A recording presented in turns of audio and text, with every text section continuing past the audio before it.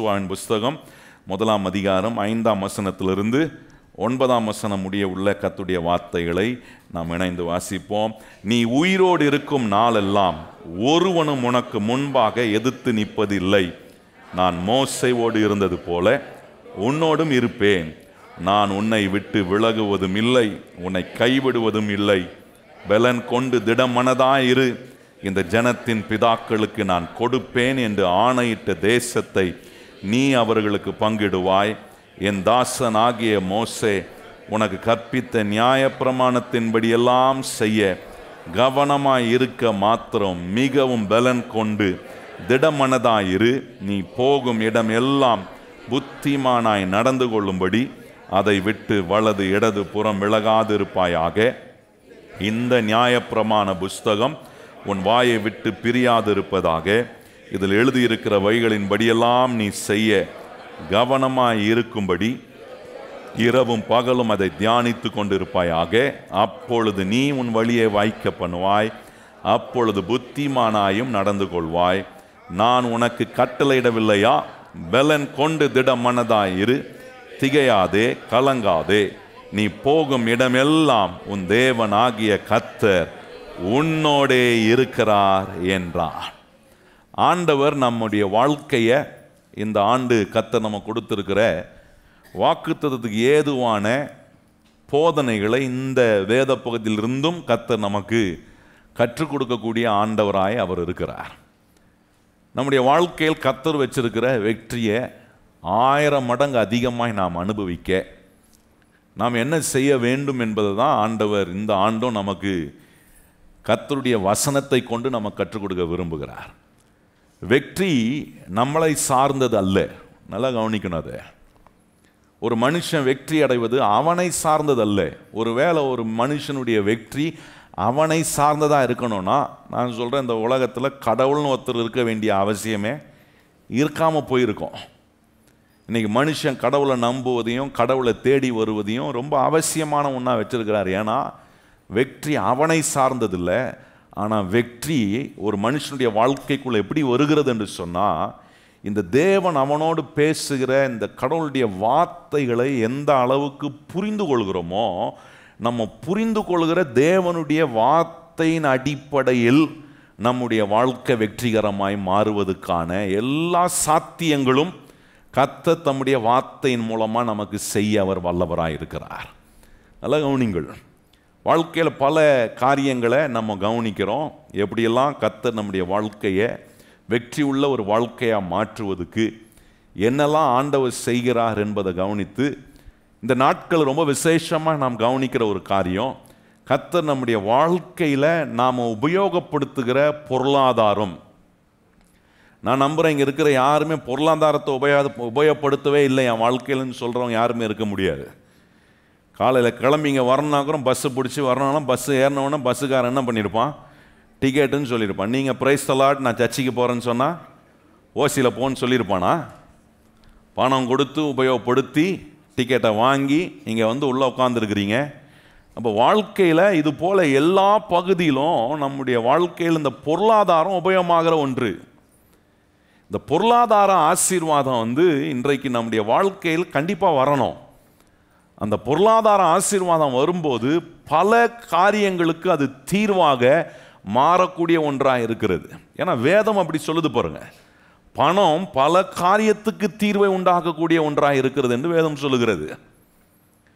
அப்போ இந்த பொருளாதார ஆசீர்வாதத்தை கர்த்தர் நம்ம கொண்டு வருவதற்கு அற்புதமான முறைமைகளை கர்த்தர் இந்த வேத புஸ்தகத்தில் கர்த்தர் நமக்கு சொல்லியிருக்கிறார்.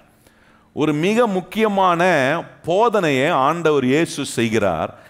அந்த போதனை என்னன்னா, மார்க் சுவிசேஷம் 4ஆம் அதிகாரம். அதை நம்ம கவனித்தோம். நான் மறுபடியும் திருப்பி அந்த இடத்துல இருந்து சில காரியங்களை நம்முடைய கவனத்துக்கு நேராக தேவன் கொண்டு வர தேவன் விரும்புகிறார். இந்த மார்க் சுவிசேஷத்தில் கவனிச்சிங்கன்னா 4ஆம் அதிகாரத்தில் ஆண்டவர் ஒரு ஓமையை அங்கே சொல்கிறார்.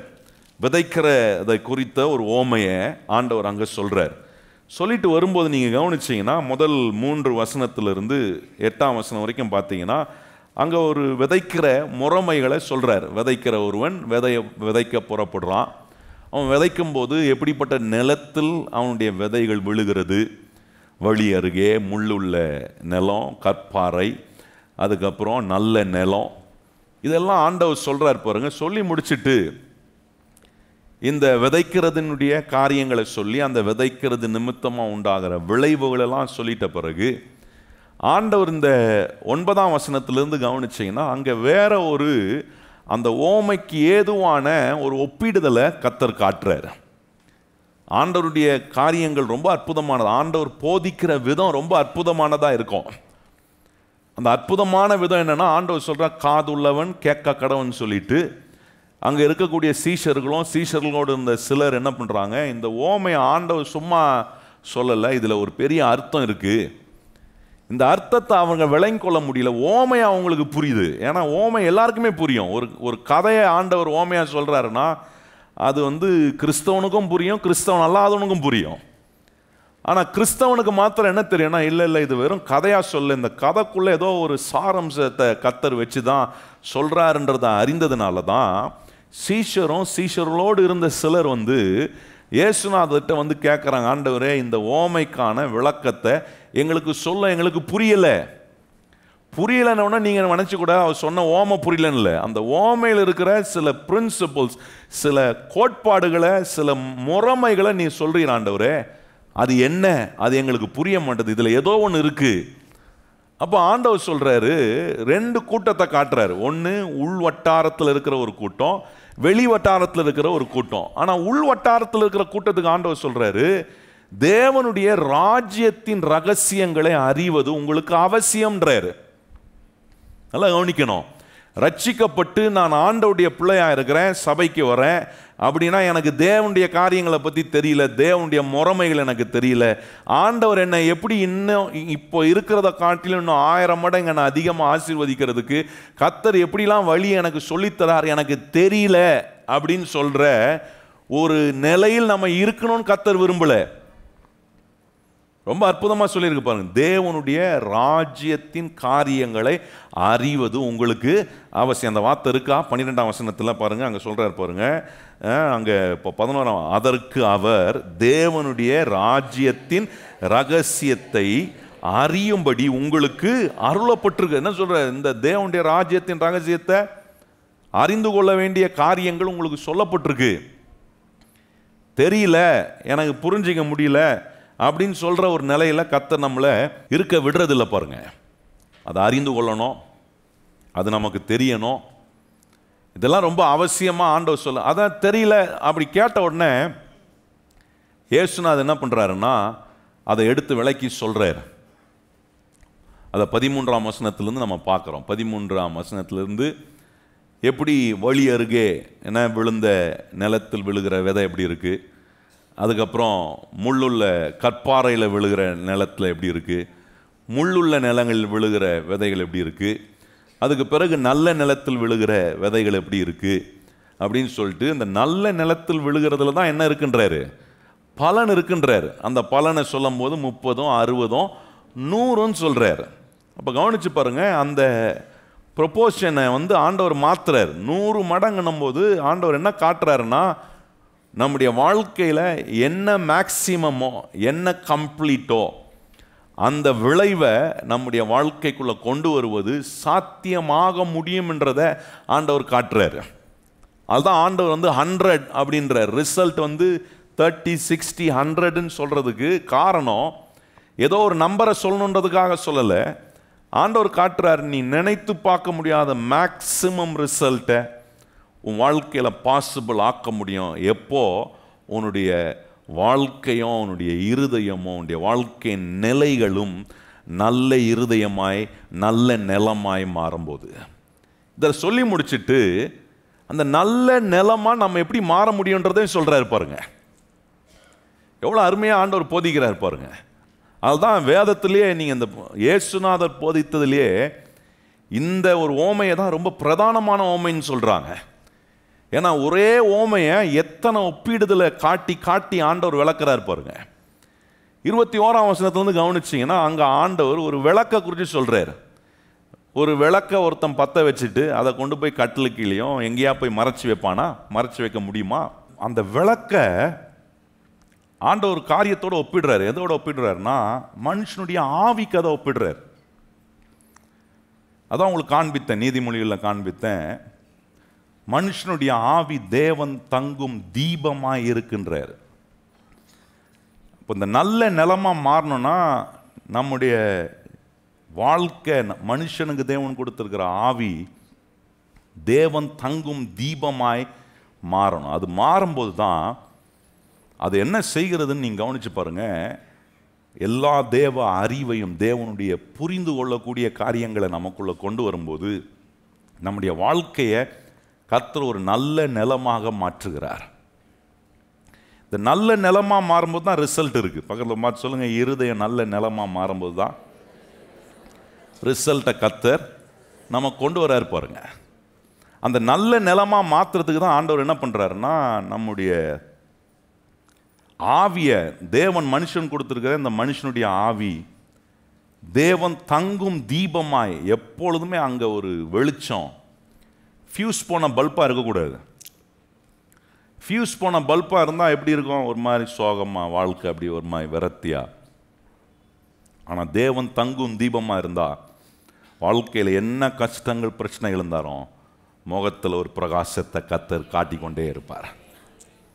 ஏன்னா நான் அவரை நோக்கி பார்க்குறேன். அவரை நோக்கி பார்க்குற முகங்கள் என்ன ஆகும்?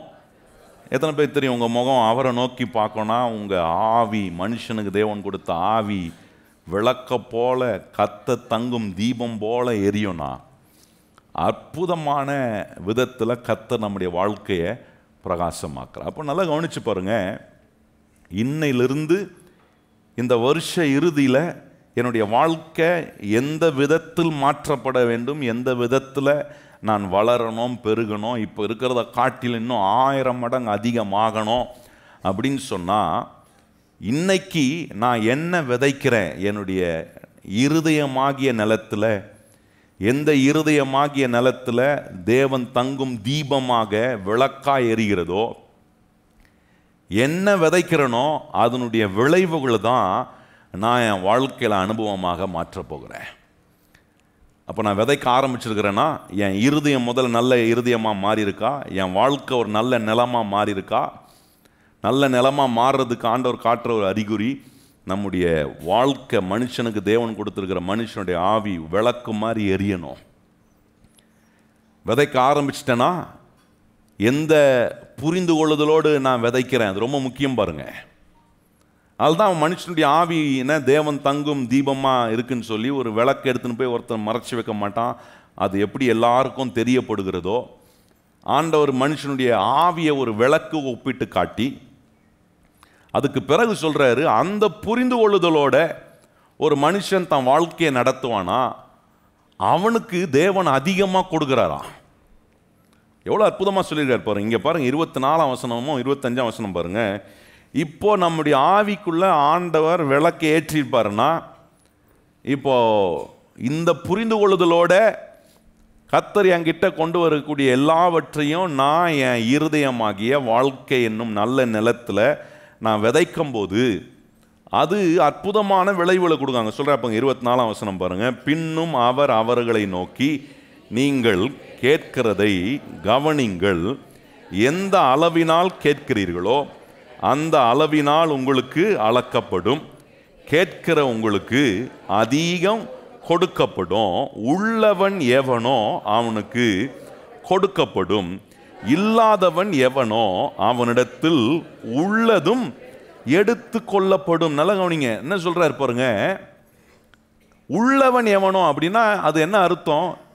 யார் இந்த மனுஷனுடைய ஆவிய கர்த்தர் விளக்கு போல ஏற்றி பிரகாசமாக பிரகாசிக்குதோ அவங்களுடைய இருதயம் நல்ல நிலமாக மாறும். ஏன்னா கர்த்தருடைய வார்த்தையை புரிந்து கொள்ளக்கூடிய ஒரு மனுஷனாக மாறுறேன். ஒரு மனுஷன் கடவுளுடைய வார்த்தையை புரிந்து கொள்ளக்கூடிய ஒரு நிலையில் இருப்பானா, வேதம் 25ஆம் வசனம் சொல்லியிருக்கிறது, உள்ளவன் அப்படின்னும் போது புரிந்து கொள்கிறவன், the one who understands. உள்ளவன்னா யார்? இங்கே வேதம் சொல்லுகிறது, ஒருவன் தேவன் சொல்றதை புரிந்து கொள்றவனாய் அவன் இருக்கும்போது அவனுக்கு ஆண்டவர் என்ன செய்கிறார்? அங்கே சொல்லியிருக்கிறது, உள்ளவன் எவனோ அவனுக்கு கொடுக்கப்படும். புரிந்து கொள்கிறவன் கையில் தான் இன்னும் ஆண்டவர் என்ன பண்ணுறாரு? நிறைய கொடுக்குறாரு.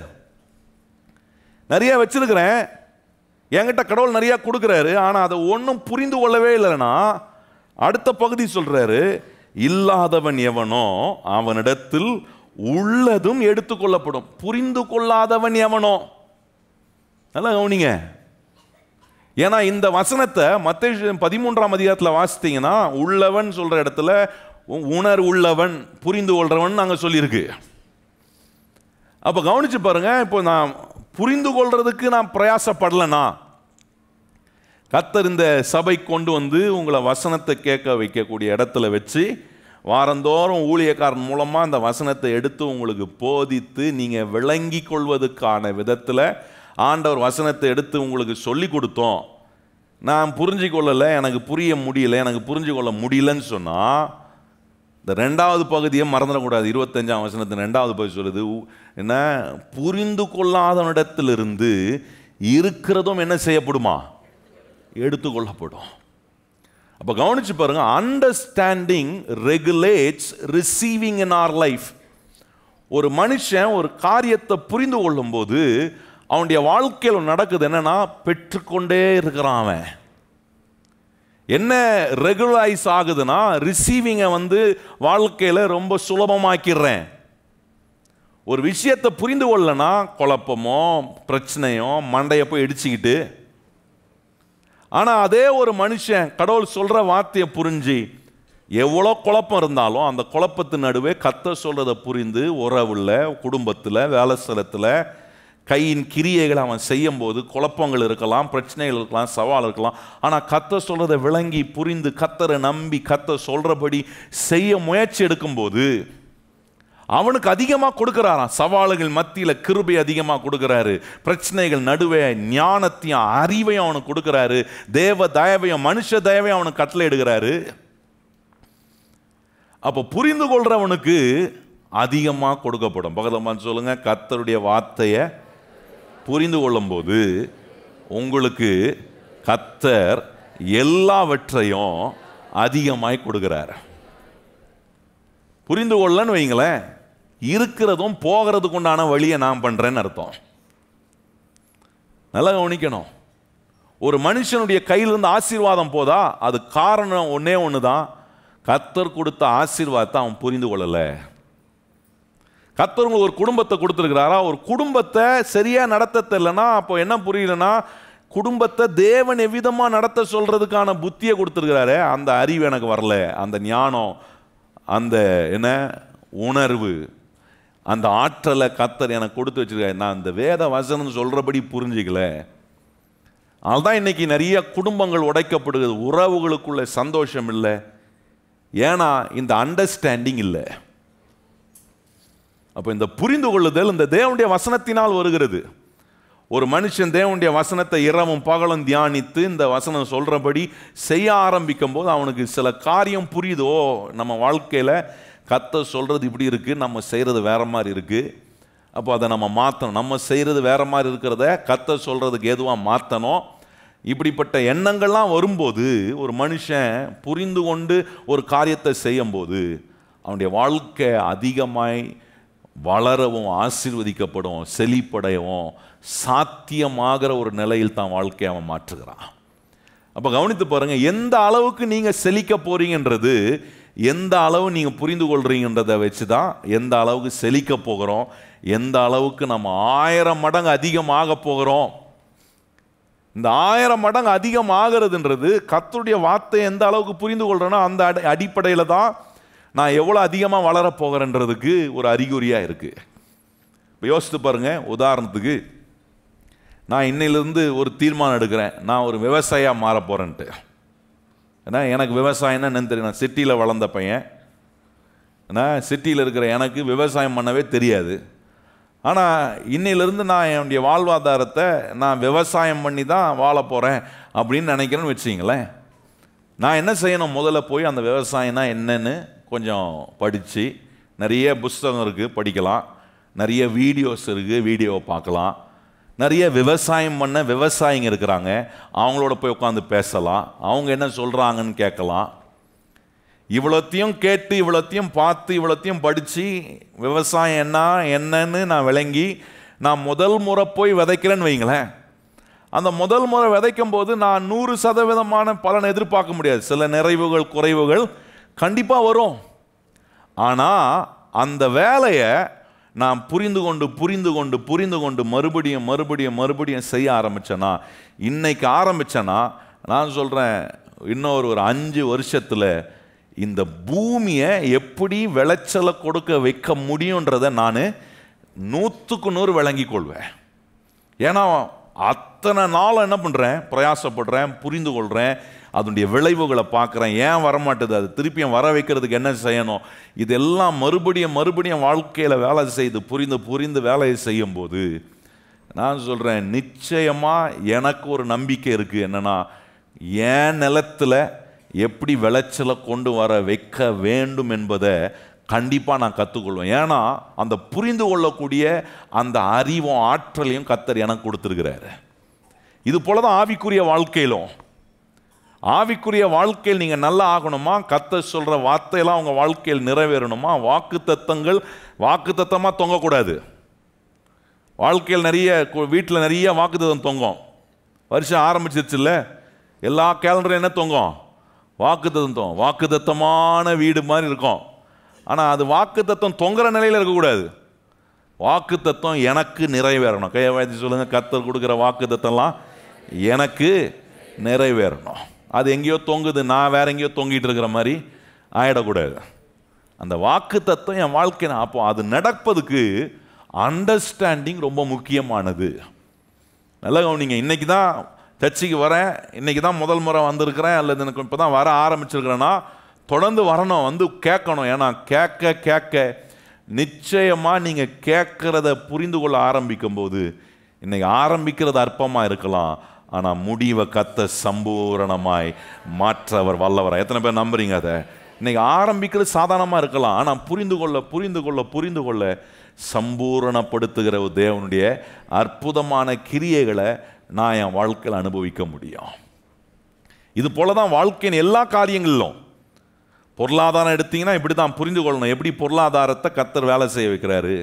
குடும்பத்தை எடுத்தீங்கன்னா குடும்பத்தை கர்த்தர் எப்படி வேலை செய்ய வைக்கிறாரு. ஒரு தகப்பனா தாயா பிள்ளைகளை எப்படி நடத்தணுமோ அதுக்கு ஒரு முறை இருக்கு. சில பெற்றோர் வந்து சொல்றாங்க, எப்படி தான் என் பிள்ளைய நான் வளர்க்குறதுன்னு தெரியல, என்ன பிடிவாதம் பண்றான். அதுக்கு ஆண்டவர் ஒரு முறையை வச்சிருக்கிறாரு. அதுக்கு உட்காந்து கொஞ்சம் வேதத்தை வாசிக்கணும், கர்த்தர் பிள்ளைகளை எப்படி வளர்க்கணும்னு சொல்லியிருக்கிறாரு. அதற்கான ஞான அறிவு புத்தி உள்ள வரும்போது நான் சொல்கிறேன், அதற்கான எல்லா விவேகமும் நிதானத்தையும் சகிப்பையும் ஒரு பெற்றோராக இருக்கிற நம்ம ஒவ்வொருவருக்கும் கர்த்தர் கொடுத்து நம்முடைய பிள்ளைகளை கர்த்தருக்கேற்ற விதத்தில் வளர்ப்பதுக்கான ஞானத்தையும் கிருபையும் கர்த்தர் கொடுக்குறார். ஒரு வேலை செய்வதுக்கும் கர்த்தர் சில முறைமைகளை வச்சுக்க, அதை புரிஞ்சுக்கணும்.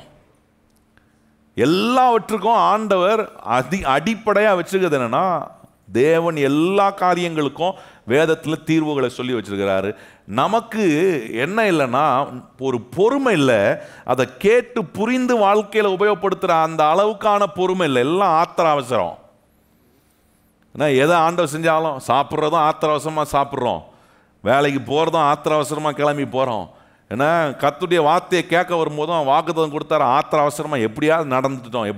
ஆண்டவர் சொல்கிறாரு, எதை வேணால் நீ ஆத்திர அவசரமாக செய்யலாம், இந்த தேவன் பேசுகிற வார்த்தையை ஆத்திர அவசரமாக கேட்டிங்கன்னா ஒன்றும் விளங்காது. உட்காந்து நிதானமாக கர்த்தர் என்ன சொல்ல வர்றாரு, இதை எப்படி என் வாழ்க்கையில் ஆண்டவர் நிறைவேற்ற விரும்புகிறாரு, நான் என்ன செய்யணும், இதெல்லாம் ஒரு மனுஷன் யோசிக்க ஆரம்பித்தான்னா அவன் புரிந்து கொள்ள கூடிய ஒரு ப்ராசஸுக்குள்ளே போகிறான். அப்போ கவனித்து பாருங்கள், இன்றைக்கி இந்த பொருளாதாரத்தில் நாம் இப்போ இருக்கிறத காட்டில் இன்னும் 1000 மடங்கு அதிகமாகிறதுக்கு கர்த்தர் என்ன வழியெல்லாம் வச்சுருக்கிறாரு அப்படின்றத நான் கொஞ்சம் இன்றைக்கி ஒரு சில காரியங்களை எடுத்து உங்களுக்கு காண்பிக்க விரும்புகிறேன். பாருங்கள், எப்படி ஆண்டவர் இந்த பொருளாதார ஆசீர்வாதத்தை கர்த்தர் நமக்கு கொண்டு வர முடியும். ஏன்னா வேதம் சொல்லுகிறது, இந்த தேவனுடைய ராஜ்யத்துக்குள்ளே இருக்கிற நாம், இந்த உள் வட்டாரத்துக்குள்ளே இருக்கிற நம்மோ இந்த தேவனுடைய காரியங்களை அறிந்து கொள்வது நமக்கு அவசியமாக இருக்குது. இதை குறித்து நான் கேட்காமலாம் இருக்கக்கூடாது.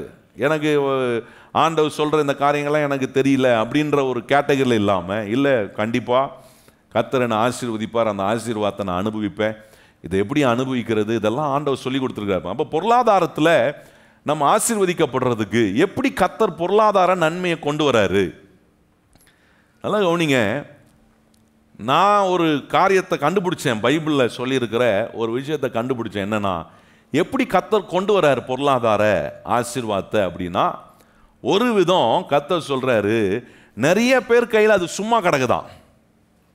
நல்லா கவனிங்க, நிறைய பேர் கையில் உபயமாகாம சும்மா கிடக்குது பாருங்க. அவங்கிட்ட இருந்து கர்த்தர் எடுத்து என்ன பண்றாராம், என்கிட்ட கொடுக்குறாராம். இது கேட்கறதுக்கு ரொம்ப அநீதியான காரியம் போல இருக்கு. என்ன இது கொடுமை, அவன் கஷ்டப்பட்டு அவன் என்ன எவ்வளோ அதுக்காக பிரயாசப்பட்டு இப்படி கடவுளை அவன் கையிலேருந்து பிடுங்கி என்கிட்ட கொடுக்குற பிடுங்குற கடவுளாக இருக்கிறார் போலகுதே இவர். அப்படிதான் தோணும் நமக்கு. ஆனால் ஆண்டவர் சொல்கிற, ஒருத்தன் கொடுக்காமல் இருக்கிறான் பாருங்க, அவன் கையில் உபயமாகாமல் இருக்கு பாருங்க, அவன் எப்படிப்பட்டவனாக இருக்கானா, கிடைக்கிறதெல்லாம் சுருட்டுறான், சுருட்டினதெல்லாம் மூட்டை கட்டுறான், மூட்டை கட்டி இருக்கிறது மேலே ஏறி கெட்டியாக உட்காந்துக்கிறான். அவனுக்கு என்ன தெரியல, கடவுளுடைய நோக்கம் என்னன்னு தெரியல. அவனுக்கு முழுக்க முழுக்க கவனிச்சின்னா பண ஆசை உள்ளவனாக இருப்பான். நல்லா கவனிக்கணும், அவன் பண ஆசை உள்ளவன், தெய்வ பக்தி உரிய ஒரு மனுஷனாக இருக்க மாட்டான். தேவ நோக்கம் அவனுக்கு தெரியாது. அவனுக்கு என்ன, இன்னொருத்தருக்கு கொடுக்கணும், இன்னொருத்தருக்கு உதவி செய்யணும், இந்த பணம் பல காரியங்களுக்கு உதவியாக இருக்குது, இதை கொடுக்கணுன்ற அறிவும் ஆற்றலும் அவனுக்கு இருக்கவே இருக்காது. அவனுடைய எண்ணெல்லாம் என்னன்னா, கிடைக்கிறதெல்லாம் சுருட்டு, சுருட்டினதெல்லாம் மூட்டை கட்டு, சுருட்டி மூட்டை கட்டினது மேலே ஏறி கெட்டியாக உட்காந்துக்கணும். இப்படிப்பட்ட துன்மார்க்கம் கையில் இருக்கிற பணத்தை கர்த்தர் எடுத்து என்ன பண்ணுறாராம், நீதிமான் கையில் கொடுக்குறாராம். கையை வாய்த்து சொல்லுங்க, கர்த்தர் என் கையில், நீதிமானாக இருக்கிற என் கையில் என்ன பண்ணுறாரு? நம்பிக்கை இருக்கா? ஆண்டவர் இப்படி தான் கொடுக்குறாரு.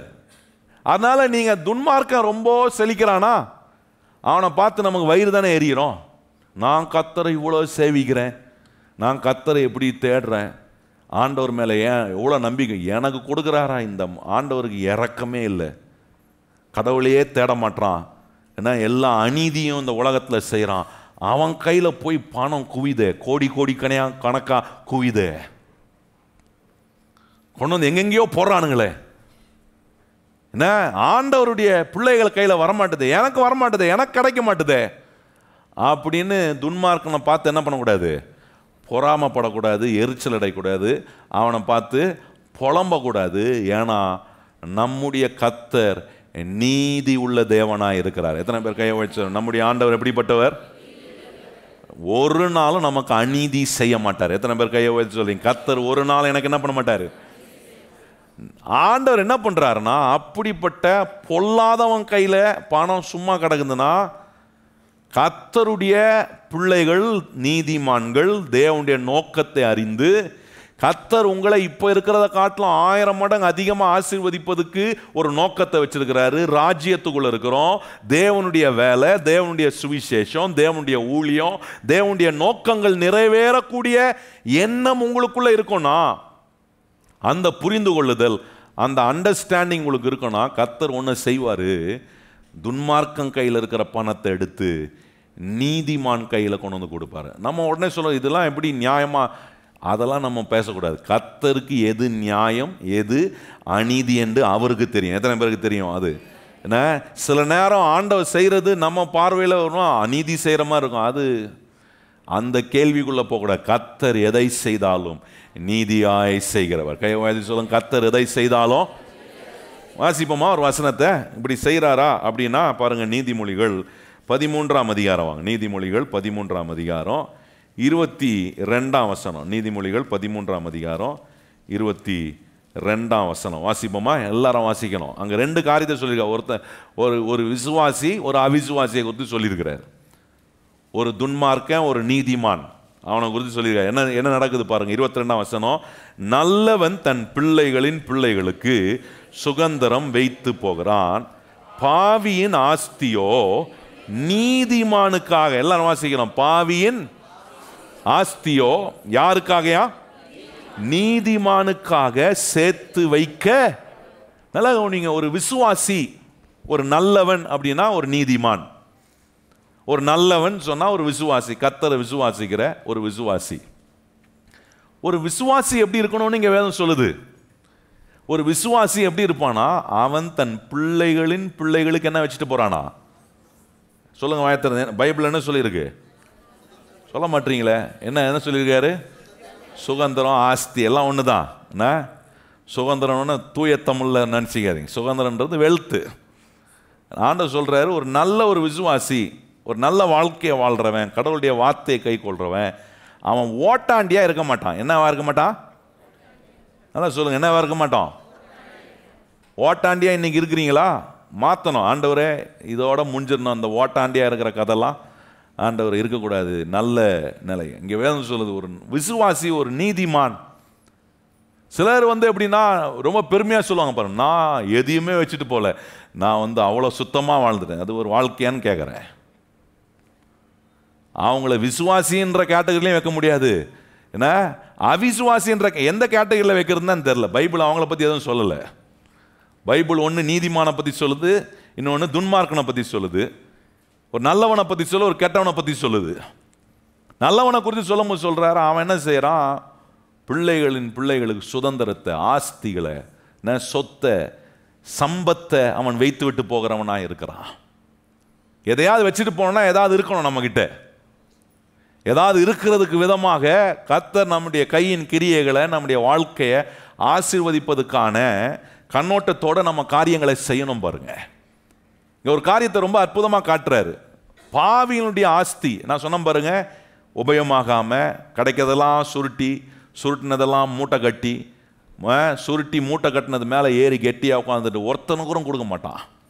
கஷ்டப்படுறவன் பக்கத்தில் இருப்பான், அந்த கஷ்டப்படுறவனு கொஞ்சம் கூட கொடுக்க மாட்டான். மனசே வராது பாருங்க. அது உபயோகமற்ற விதத்தில் பணத்தை வைத்து கொண்டிருக்கிற அந்த பாவியனிடத்திலிருந்து ஆண்டவர் என்ன செய்கிறாராம்? ஆஸ்திகளை எடுத்து நீதிமான் கையில் கொடுக்குறாராம். நீதிமானா இருக்கிற நம்மளை கர்த்தர் நீதிமான் ஆக்குறார். ஏன் நீதிமான் ஆக்குறாருன்னா, இப்போ ஒன்று நடக்குது எனக்குள்ள. என்ன நடக்குதுன்னா, பொல்லாத நிலம் அல்ல, முள்ளுள்ள நிலம் அல்ல, கற்பாறை நிலம் அல்ல, வழி அருகே உள்ள நிலம் அல்ல. இப்போ கர்த்தர் இந்த மனுஷனுடைய ஆவிக்குள்ள தீபத்தை ஏற்றுகிற விளக்காய் அவர் இருக்கிறதுனால இப்போ என்ன நல்ல நிலமுள்ள ஒரு இருதயமா மாற்றி என்ன நீதிமான் ஆக்குறாரு.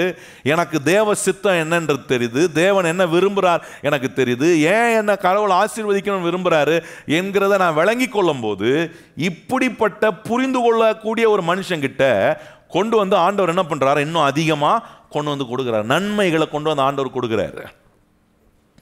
பொருளாதார நன்மைகள், வாழ்க்கைக்கு வேண்டிய எல்லா நன்மைகளையும் கொண்டு வந்து ஆண்டவர் நம்ம கையில் கொடுக்குறாராம் பாருங்க.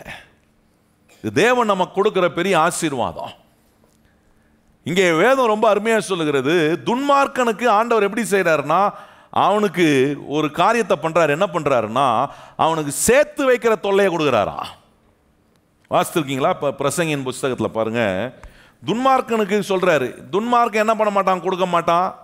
எல்லாம் கிடைக்கிறதெல்லாம் மூட்டை கட்டி சுருட்டி அதை கொஞ்சம் கூட அவனை விட்டு போகாமல், அவ்வளோ பண ஆசை. அந்த பணத்தை வச்சு என்ன செய்யணுன்றத குறித்த ஒரு அறிவே இல்லாததுனால அதை மொத்தமும் சேர்த்து வச்சுக்கிட்டு, அதனால் ஒரு பிரயோஜனம் இல்லாமல் பிரயோஜனமற்ற விதத்தில் வாழ்கிறவனை குறித்து வேதம் இங்கே சொல்லுது.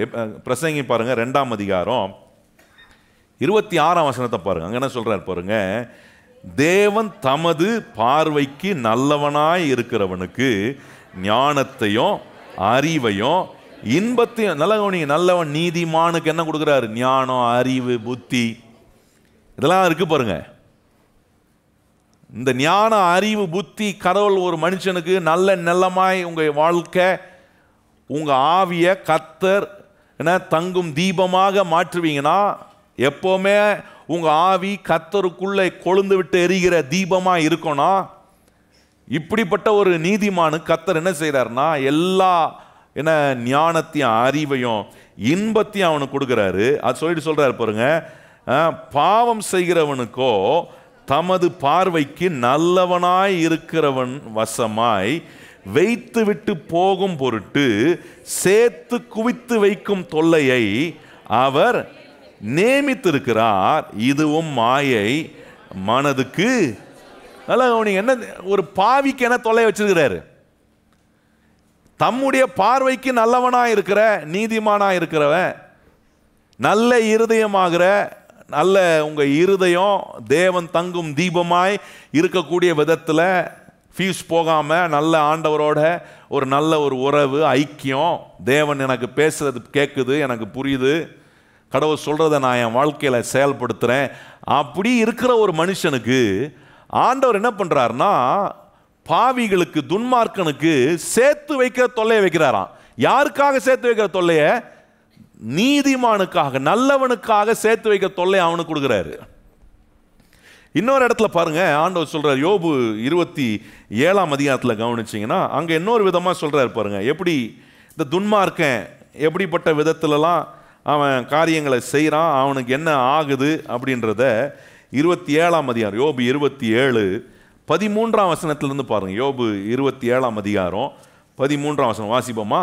பொல்லாத மனுஷனுக்கு தேவனிடத்திலிருந்து வருகிற பங்கும், கொடூரக்காரன் சர்வ வல்லவரால் அடைகிற சுதந்திரம் என்னவெனில், அவனுடைய குமாரர் பெருகினால் பட்டயத்துக்கு இரையாவார்கள், அவன் கற்ப பிறப்புகள் ஆகாரத்தினால் திருப்தியாவதில்லை, அவனுக்கு மீதியானவர்கள் செத்து புதைக்கப்படுவார்கள், அவனுடைய விதவைகள் புலம்புவதில்லை, அவன் புழுதியைப் போல பணத்தை குவித்து கொண்டாலும், மண்ணை போல வஸ்திரங்களை சவதரித்தாலும், அவன் சவதரித்ததை நீதிமான் உடுத்தி கொண்டு, குற்றமில்லாதவன் அவன்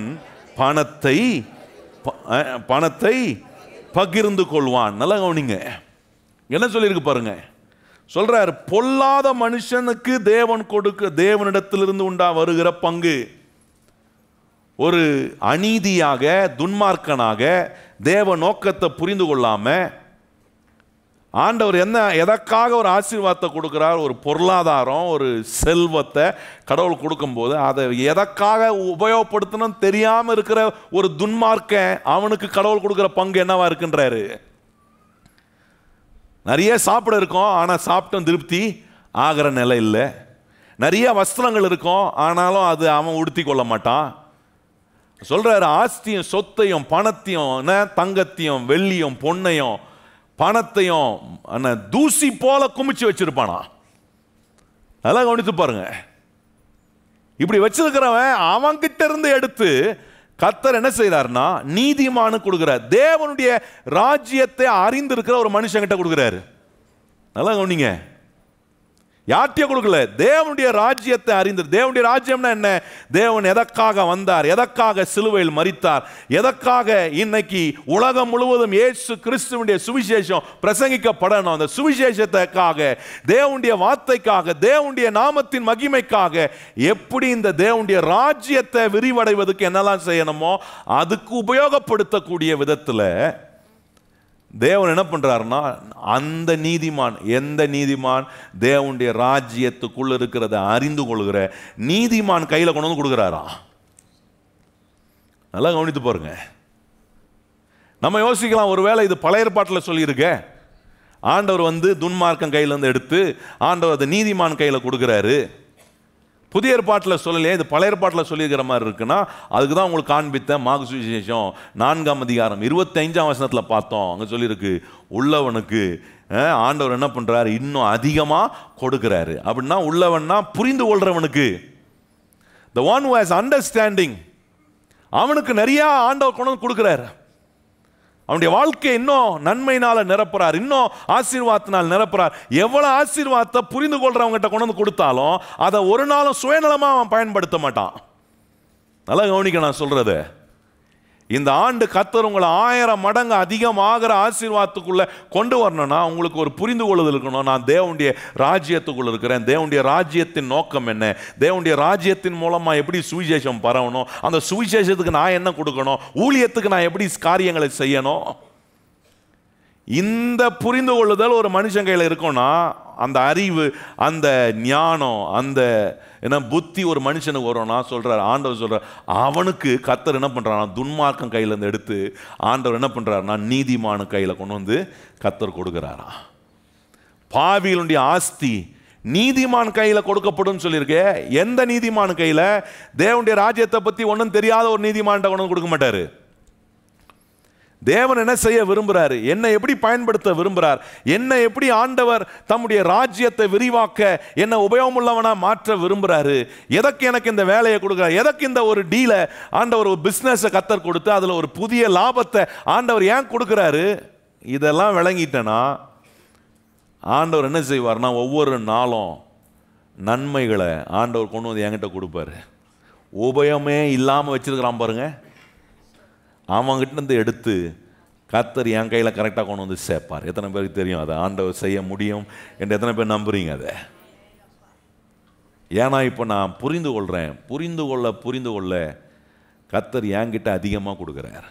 உள் வட்டாரத்தில் இன்னைக்கு கவனிச்சு பாருங்க, வெளி வட்டாரத்தில் இருக்கவங்க தான் ஓஹோன்னுக்குறாங்க. நான் சொல்ல புரியுதா உங்களுக்கு? உள் வட்டாரத்தில் இருக்கிறவங்க ரொம்ப பருதாமா, ஏசு நாட்டை வந்தால் எல்லாத்தையும் பறி கொடுத்துட்டு அப்படியா சில மூஞ்செல்லாம் பார்த்தோன்னு வச்சிங்களேன், அப்படியே என்னமோ தெரியுமோ ஏசு நாட்டை வந்து தான் எல்லாத்தையும் பறி கொடுத்துட்டு பஞ்ச பரதேசியாக ஆண்டவர் நம்மளை வச்சிருக்கிறார் போல. ஆனால் வேதம் சொல்லுது, இந்த உள் வட்டாரத்தில் இருக்கிற நீங்களும் நானும் தேவனுடைய ராஜ்யத்தின் காரியங்களை அறிந்து கொள்வோன்னா நமக்கு ஒன்று தெரியும். எந்த துன்மார்க்கனை பார்த்தா நான் பொறாமப்பட மாட்டேன், யாரை பார்த்தா நான் என்ன பண்ண மாட்டேன், வைத்தறிச்சல்லாம் வராது. இன்னைக்கு கிறிஸ்தவங்க தான் வந்து நிறைய வைத்தறிச்சலை வச்சுன்னுக்கிறாங்களாம். எவனா ஒருத்தன் இன்னொரு கிறிஸ்தவன் நல்லா இருக்கிறத பார்த்தாலும் இன்னொரு கிறிஸ்தவனுக்கு பிடிக்க மாட்டுதே. ஒரு கிறிஸ்தவனுக்கு இன்னொரு கிறிஸ்தவன் நல்லா இருக்கிறதே பிடிக்கலன்னா ஒரு கிறிஸ்தவனுக்கு இன்னொரு அவிசுவாசி நல்லா இருக்கிறது எப்படி பிடிக்கும்? ஹலோ, நான் சொல்றது கேட்குதா இல்லையா? காது நல்லா கேட்கும். ஒரு விசுவாசிக்கு இன்னொரு விசுவாசி நல்லா இருக்கிறத பார்த்தாலே பார்க்கணுமே, பார்வையும் அது ஒரு மாதிரி அப்படியே பார்க்கறது. நேற்று வரைக்கும் ஈன்னு வந்துச்சு, இன்னைக்கு சிரிச்சுட்டு ஈன்னு பல வந்திருக்கு, பொறுக்கல. நான் கேட்குறேன், இப்படி பொறுக்காத ஒரு விசுவாசி ஒரு அவிசுவாசி நல்லா இருக்கிறத பார்த்தோன்னே ஆண்டவரே ஸ்தோத்திரம், அவனை ஆசீர்வதிச்சிரு, ரொம்ப நல்லது அப்படியே சொல்லுவோம். நம்ம வைத்தறிச்சல் தான் நமக்கு. என்ன சொல்லுவோம், அவன் வீட்டு அநியாயத்தெல்லாம் இவன் சேர்த்து வச்சுக்கிறான், ஊர் அநியாயம், அவன் பாட்ட அநியாயம், முப்பாட்ட அநியாயம், எல்லா அநியாயத்தையும் வச்சுன்னுக்கிறான், இவனுக்கு ஒன்றுமே ஆக மாட்டுதே. சொல்கிறோமா இல்லையா? கிறிஸ்தவ சொல்கிறாங்களா இல்லையா? ஒருவேளை அவங்க வந்து வெளியே சொல்லாங்க, ஜெபத்தில் புலம்புவாங்க. பார்த்து, ஆண்டவரே உமக்கு கண்ணு இருக்கா, மற்றவனை சொன்னா தப்பாயிடுன்ட்டு ஜெபத்தில் போயிட்டு வச்சு வாட்டி எடுக்கிறது. நான் சொல்கிறேன், அந்த ஜெபத்தெல்லாம் கர்த்தர் கொஞ்சம் காது கொடுத்து இதெல்லாம் தெரிஞ்சு வச்சுதே ஜெபம் பண்ணுறீங்களா? ஆனால்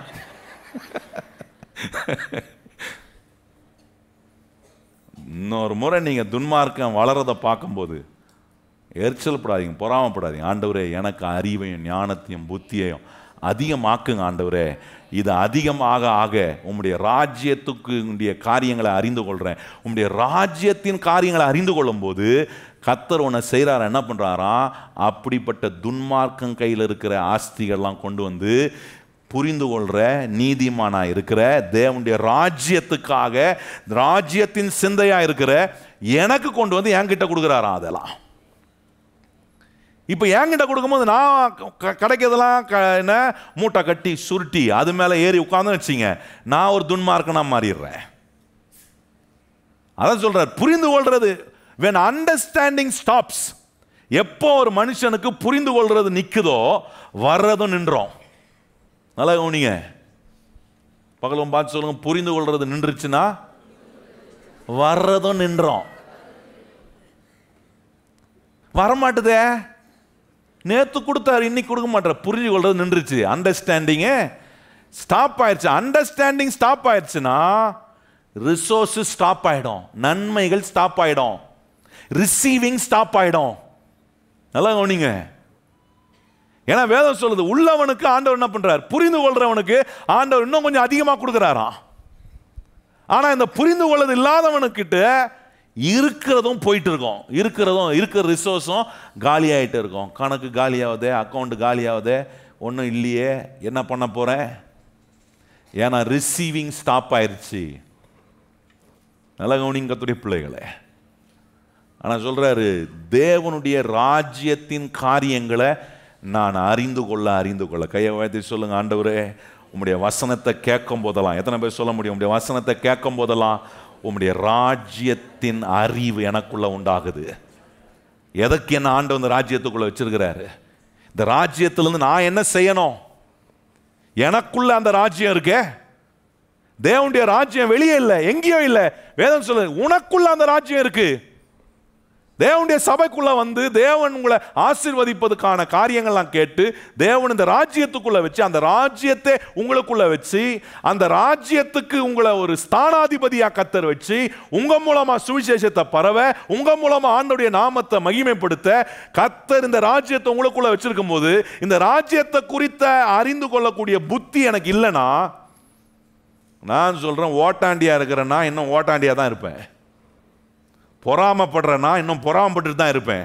எரிச்சல் அடைகிறேன்னா இன்னும் எரிச்சல் பட்டு தான் இருப்பேன். இந்த மாற்றங்கள்லாம் வரணும்னா புரிந்து கொள்ளுதல் எனக்கு அதிகமாகணும். கையை சொல்லுங்க, ஆண்டவரே உம்முடைய வேதத்தை புரிந்து கொள்றது என் வாழ்க்கையில் நாளுக்கு நாள் விருத்தி அடையணும். கையை உயர்த்தி எத்தனை பேர் சொல்றீங்க, ஆண்டவரே உம்முடைய வசனத்தை அண்டர்ஸ்டாண்ட் பண்ற அந்த எபிலிட்டி நாளுக்கு நாள் எனக்கு எக்ஸ்பேண்ட் ஆகிட்டே இருக்கணும். இன்னைக்கு கிறிஸ்தவ மத்தியில் தேவனுடைய வார்த்தையை அண்டர்ஸ்டாண்ட் பண்றது எக்ஸ்பேண்ட் ஆகல, அது அப்படியே சுருகிட்டே போகுது. ஒவ்வொரு நாளும் தேவன் தம்முடைய வார்த்தையினால உண்டாகிற அறிவு, ஞானம், புத்தியை நமக்குள்ள விரிவாக்கிட்டே இருக்கணும். இது விரிவாச்சுன்னு வைங்களேன், நான் சொல்றேன் ரிசீவிங் வந்துகிட்டே இருக்கும். கர்த்தர் என்ன செய்வார்? எங்க தடைப்பட்டு நின்றாலும் நமக்கான நன்மையை கர்த்தர் துன்மார்க்கம் கையிலிருந்து கொண்டு வந்து கர்த்தர் நம்ம கிட்ட கொண்டு வந்து சேர்க்க அவர் வல்லவராய் இருக்கிறார். எத்தனை பேர் அதை விசுவாசிக்கிறோம்? கையை வச்சு சொல்லுங்க, ஆண்டவரே உம்முடைய ராஜ்யத்துக்குள்ள இருக்கிற எனக்கு துன்மார்க்கனுடைய ஆஸ்திகளை, ஐஸ்வர்யங்களை கொண்டு வந்து கர்த்தர் என்ன பண்றார்? என் கையில கொடுக்கிறார். எதுக்கு கொடுக்கிறாரு? நான் அவருடைய ராஜ்யத்துக்காக உபயோகப்படுத்த என்கிட்ட கொடுக்கிறாரு. திருப்பியும் நான் அதை பேக் பண்ணி அதை மூட்டை கட்டி சுருட்டி வைக்கிறதுக்கு இல்லை. அப்படிப்பட்டவன் கையில கர்த்தர் கொண்டு வந்து நன்மையை கொடுக்க மாட்டாரு. நல்லா கவனிங்க, உங்களுக்கு நன்மை வரணுமா? ராஜ்யத்தை குறித்த அறிவு. இந்த ராஜ்யத்துக்காக நான் என்ன செய்யறேன்? தேவனுடைய ராஜ்யத்துக்காக நான் என்ன செய்யணும்? இந்த சிந்தை உள்ள, அறிவுள்ள, இந்த ஞானம் உள்ள, இந்த புத்தி உள்ள ஒரு விசுவாசிக்கு நான் சொல்றேன் ஒரு நாளும் கர்த்தர் ரிசோர்ஸை ஸ்டாப் பண்ணவே மாட்டார்.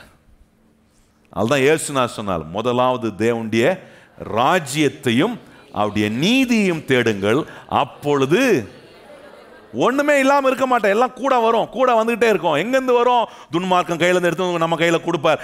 எப்படி வரும்? எப்படி செய்வார்? அது அவர் சொல்ல, அது என் வேலை, நான் பார்த்துக்கிறேன்றாரு. எப்படி ஆண்டவரே நீங்க போய் துன்மார்க்கம் வீட்டு பாரு, இதெல்லாம் எனக்கு வரப்போகுது அப்படின்னு அவன்கிட்ட போய் சொல்லிட்டு கூடாது. நம்ம ஆளுங்க ஓவர் எக்ஸ்ட்ரீமு. அதான் ஆண்டவர் சொல்லிட்டு அது ஏன் வேலை. எந்த துன்மார்க்கனை பார்த்து நீ என்ன பண்ணாத? வயிறு எறியாத.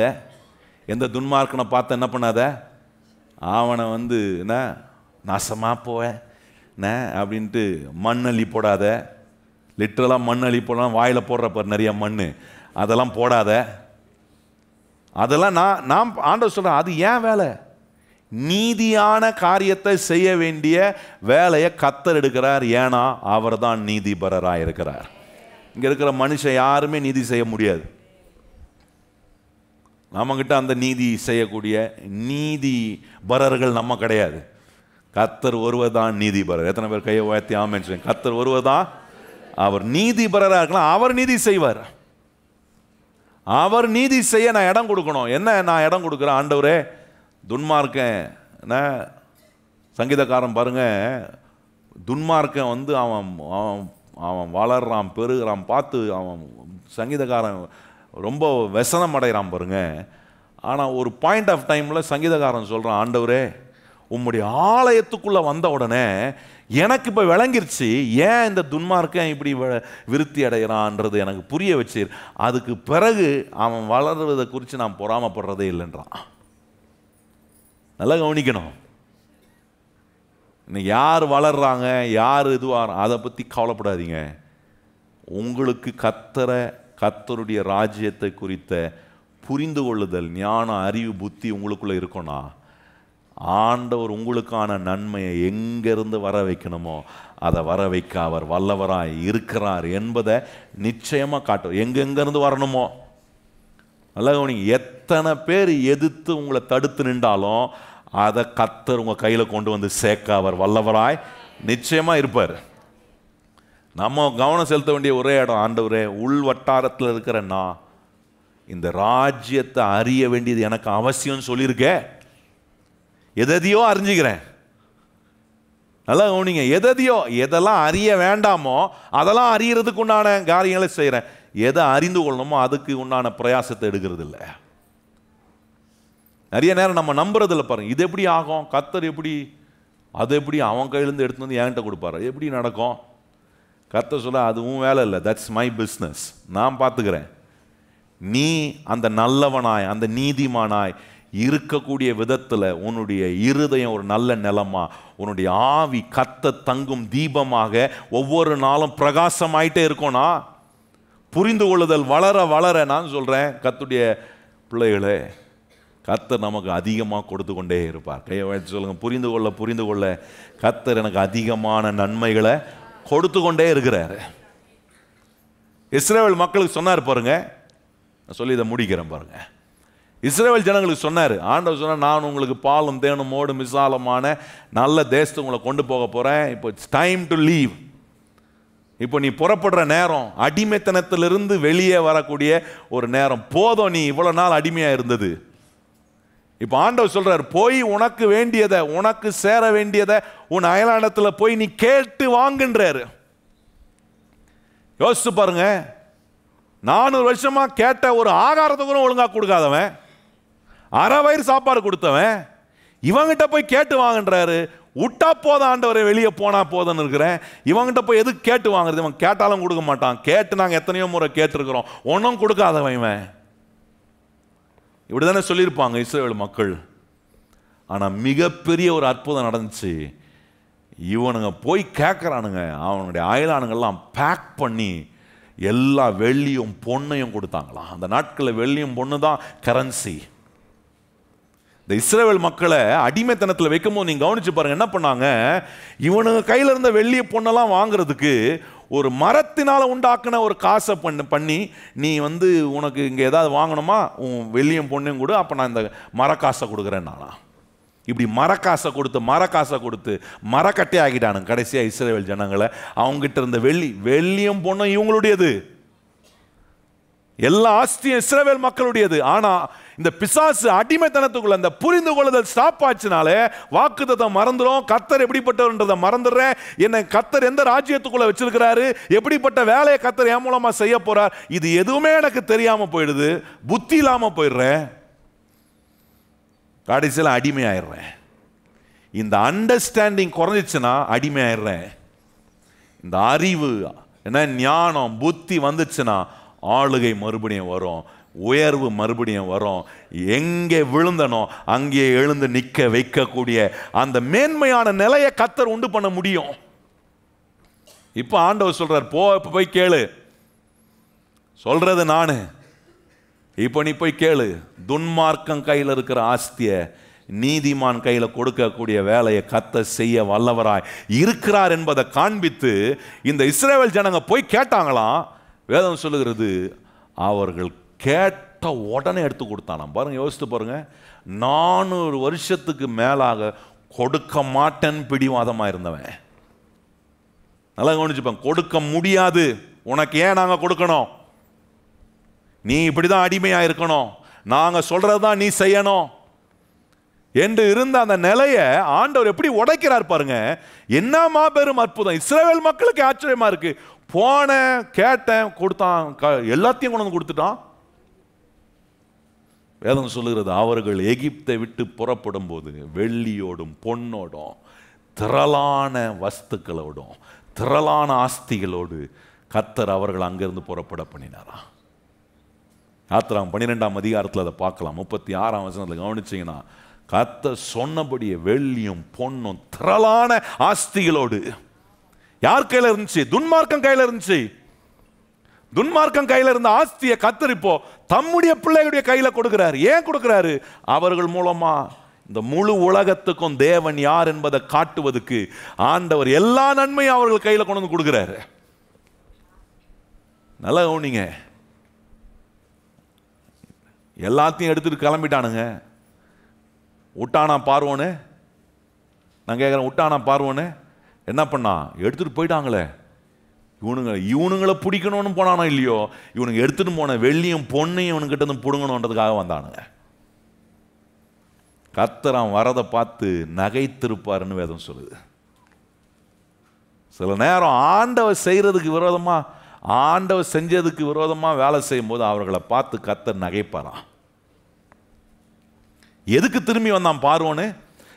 தன்னுடைய சேனையோடு இந்த இஸ்ரவேல் மக்களை சிறைப்பிடிக்க எதுக்கு வந்தான்? அவங்க கையில வெள்ளியும் பொண்ணும் ஆஸ்தி போகுது, அந்த ஆஸ்தியை திரும்பியும் பிடுங்கிறதுக்கு வரான். நான் சொல்றேன், கர்த்தர் எங்க இருந்து பிடுங்கி நம்ம கையில கொடுக்குறாரோ அதை மறுபடியும் நம்ம கிட்ட இருந்து பிடுங்க கர்த்தர் ஒரு நாளும் அனுமதியே கொடுக்க மாட்டார். அதுக்கு மாறாக அவனை செய்யறார். என்ன பண்றாருன்னா, அவர் நமக்கு வேண்டிய புத்தியையும் ஞானத்தையும் அறிவையும் தம்முடைய ராஜ்யத்தை குறித்து அதை கொண்டு நம்ம என்ன செய்ய வேண்டும் என்பதை குறித்த அறிவை ஞானத்தையும் நம்ம கற்றுக் கொடுக்கிறாரு.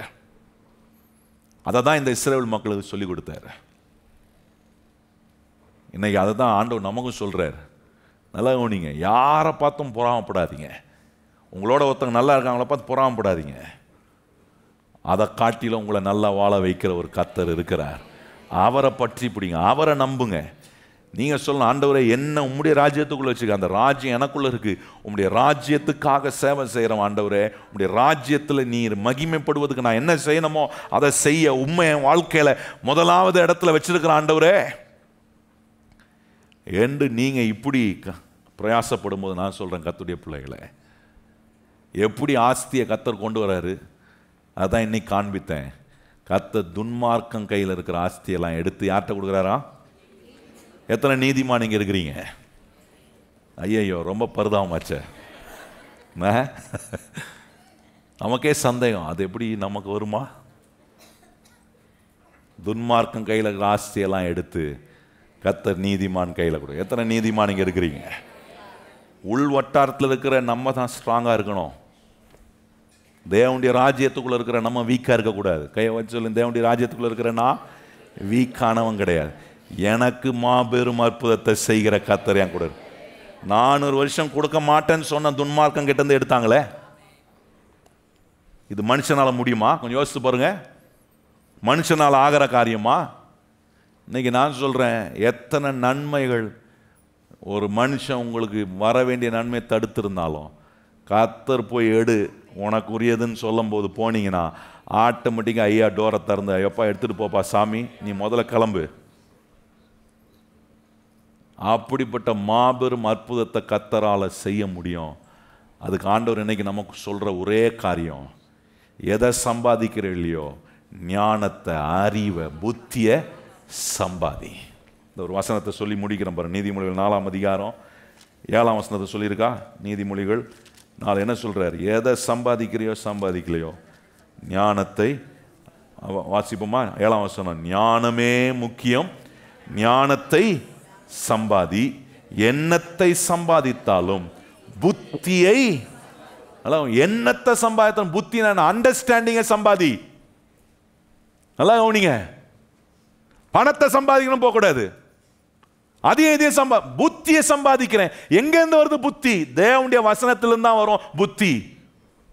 அதான் சொன்ன பாருங்க, இரவும் பகலும் அவருடைய வார்த்தையை தியானித்து அந்த வார்த்தை சொல்லியிருக்கிறபடியெல்லாம் செய்ய நான் கவனமா இருப்பேனா? ஆண்டவர் சொல்ற, நீ செய்வதெல்லாம் வாய்க்கும். கர்த்தர் என்ன வாக்குறாரு? புத்திமானா மாத்துறாரு. புத்தியை சம்பாதிக்கணும். புத்தியை காசு கொடுத்து சம்பாதிக்க முடியாதுங்க. இப்படி கர்த்தருடைய ஆலயத்துக்கு வந்து கர்த்தர் பேசுற வசனத்தை கேட்டீங்கன்னா புத்தியை சம்பாதிக்கலாம். எத்தனை பேர் கையை உயர்த்தி ஆமென்னு சொல்றீங்க? வசனத்தை கேட்கும் போது புத்தியை, எண்ணத்தை சம்பாதிக்கிறோம் இல்லையோ புத்தியை சம்பாதிங்க. கையை உயர்த்தி சொல்லுங்க, ஆண்டவரே என்ன சம்பாதிக்கிறோம் இல்லையோ புத்தியை. இந்த புத்தியை சம்பாதிச்சிங்கன்னா எல்லா சம்பாத்தியமும் வரும். நல்லா கவனிங்க. இன்னைக்கு மனுஷன் புத்தியை தான் சம்பாதிக்கிறது இல்லை, பணத்தை சம்பாதிக்க ஓடுறான். அதான் புத்தினமா காரியங்களை செய்யறான், போய் மாட்டிக்கிறான், சிக்கல்ல போய் மாட்டிக்கிறான். பணத்தை சம்பாதிக்கிறது நம்முடைய குறிக்கோள் இல்லை. புத்தியை சம்பாதிச்சா தேவனுடைய ராஜ்யம் எப்படி வேலை செய்யுது? எனக்கு என்னுடைய ஆவி தேவன் தங்கும் தீபமாக வைக்கிறேன், என் வாழ்க்கையை ஒரு நல்ல நிலமாக வைக்கிறேன் அப்படி சொல்றாரு. இந்த புத்தியை சம்பாதிக்கிறவனுக்கு கர்த்தர் என்ன பண்றாராம், இன்னும் அதிகமாக கொடுக்கிறாராம். கையை வச்சு சொல்லுங்க, இந்த புத்தியை சம்பாதிக்கிறவனுக்கு கர்த்தர் என்ன பண்றாரு, அதிகமாக கொடு, எல்லா நன்மைகளையும் அதிகமாக கொடுப்பார். துன்மார்க்கம் கையில் இருக்கிற ஆஸ்தியெல்லாம் கொண்டு வந்து நீதிமான் கையில கொடுப்பார். இந்த புத்தியை சம்பாதிக்கிறவன் கையில கொடுப்பாரு. ஒரு நாட்கள் இன்னும் நிறைய காட்டுறோம் பாருங்க. இது வரைக்கும் நீங்க இப்படி கர்த்தர் செய்வாரான்னு யோசிச்சிருக்க மாட்டீங்க. இதெல்லாம் கர்த்தர் செய்யறாரு, இப்படி செஞ்சிருக்கிறாருன்றது மாத்திரம் இல்லை, என் வாழ்க்கையில் கர்த்தர் இதெல்லாம் செய்ய போகிறார் என்பதை அனுபவிக்கிற பாத்திரங்களா கர்த்தர் நம்ம ஒவ்வொருவரையும் மாற்றுவார். எத்தனை பேர் நம்புறீங்க?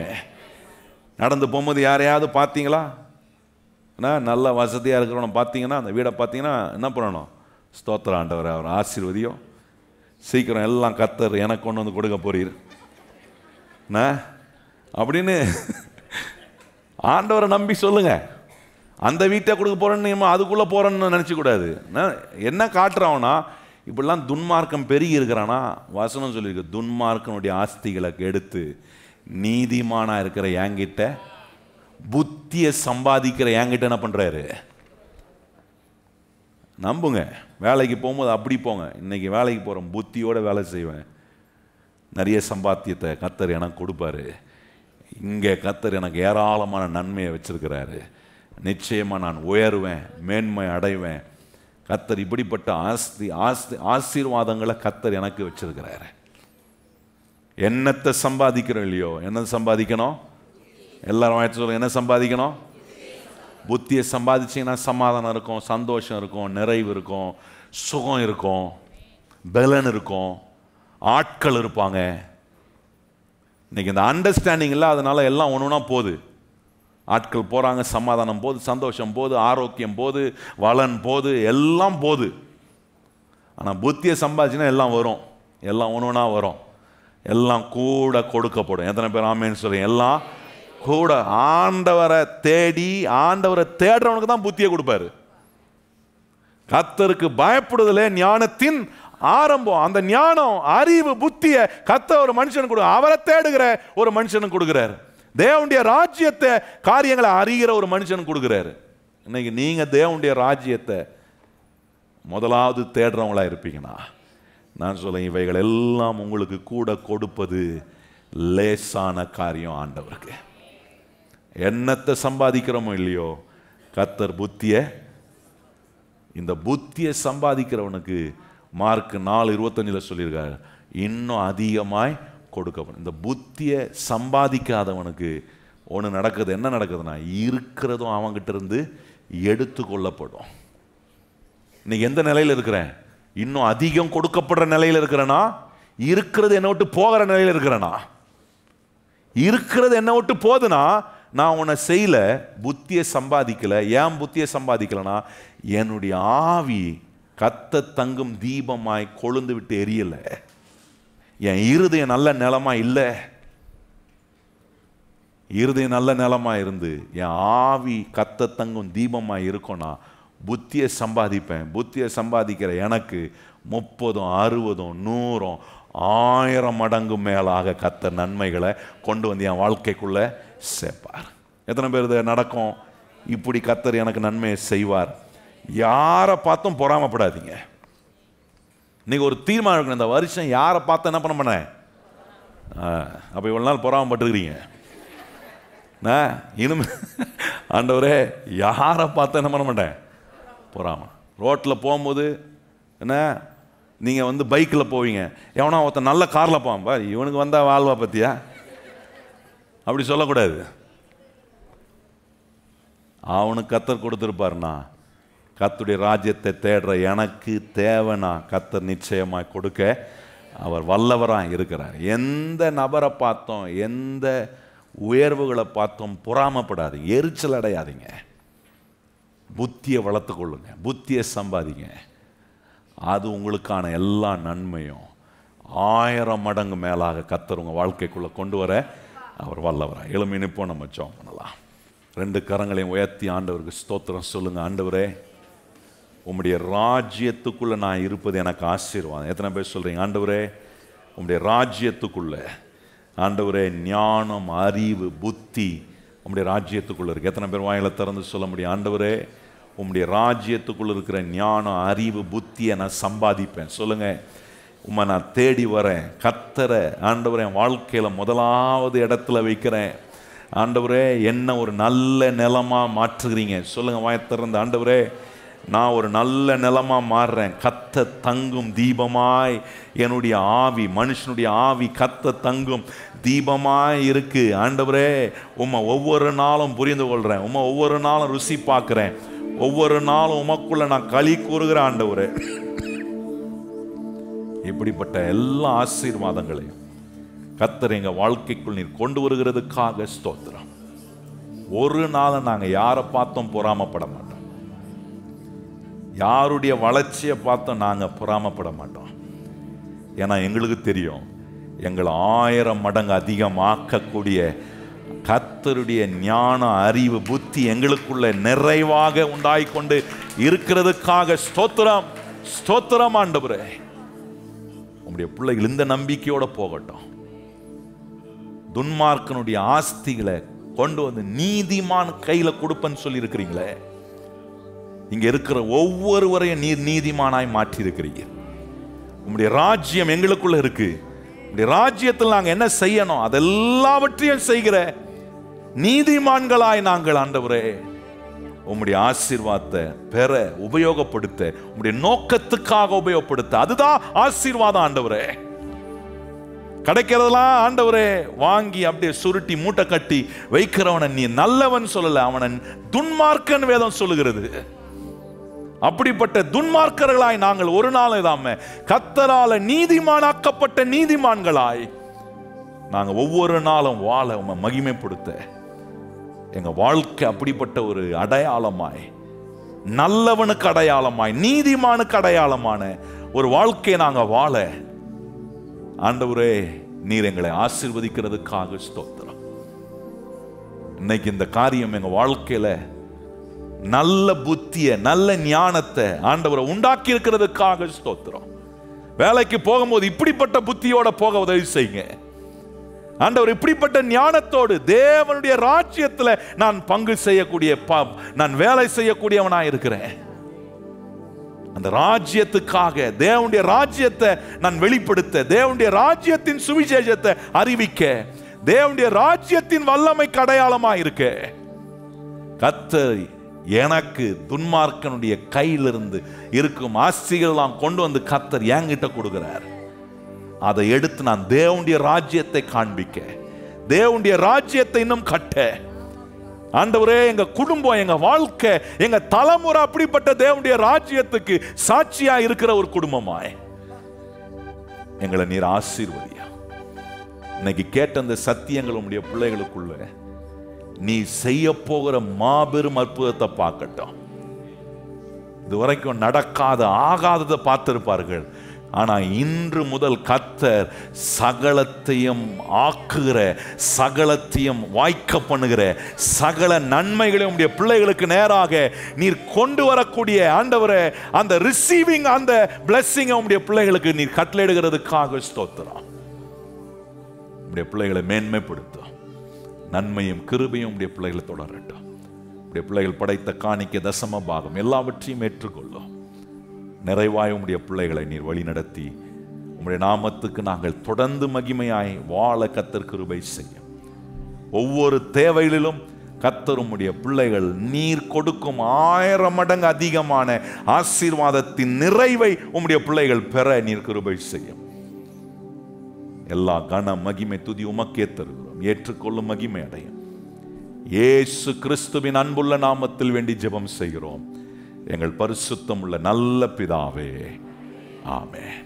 இப்பொழுது நம்முடைய கர்த்தராகிய இயேசு கிறிஸ்துவின் கிருபையும், பிதாவாகிய தேவனுடைய அன்பும், பரிசுத்த ஆவியானவருடைய அந்யோன்ய ஐக்கியமும் இன்றும் என்றும் சதா காலங்களும் நம் அனைவருடன் நிலைத்திருப்பதாக. அவன் எல்லாரும் இணைந்து சொல்வோம். என் ஆத்துமாவே கர்த்தரை ஸ்தோத்திரி, என் முழு உள்ளமே பரிசுத்த நாமத்தை ஸ்தோத்திரி. என் ஆத்துமாவே கர்த்தரை ஸ்தோத்திரி, கர்த்தர் செய்த சகல உபகாரங்களையும் மறவாதே. ஆமென்.